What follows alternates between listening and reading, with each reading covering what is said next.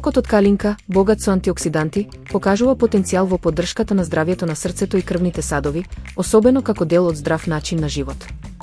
Истражувањата укажуваат на можни поволни ефекти, но потребни се дополнителни студии за сигурна потврда, особено во однос на намалување на холестеролот. Иако не е замена за медицински третман, овој природен пијалак може да биде вкусен и корисен додаток во секојдневната исхрана. Сепак, лицата со кардиоваскуларни заболувања треба да продолжат со препорачаната терапија.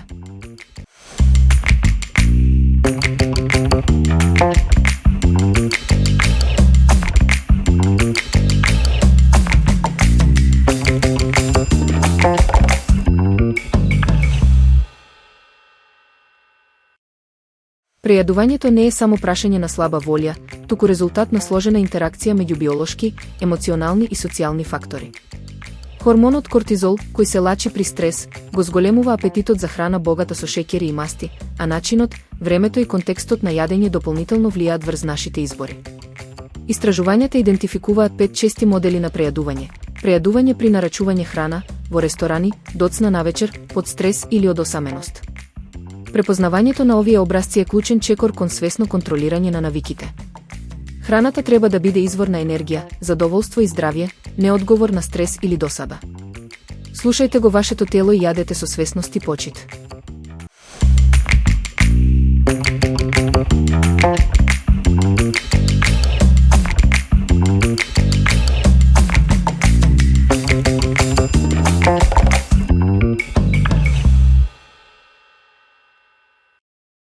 Омиленото јадење на принцот Хари од детството не е луксузен деликатес, туку скромните макарони со сирење. Според поранешниот кралски готвач Дарен Меккреди, ова сиромашко јадење често било негов избор за утеха.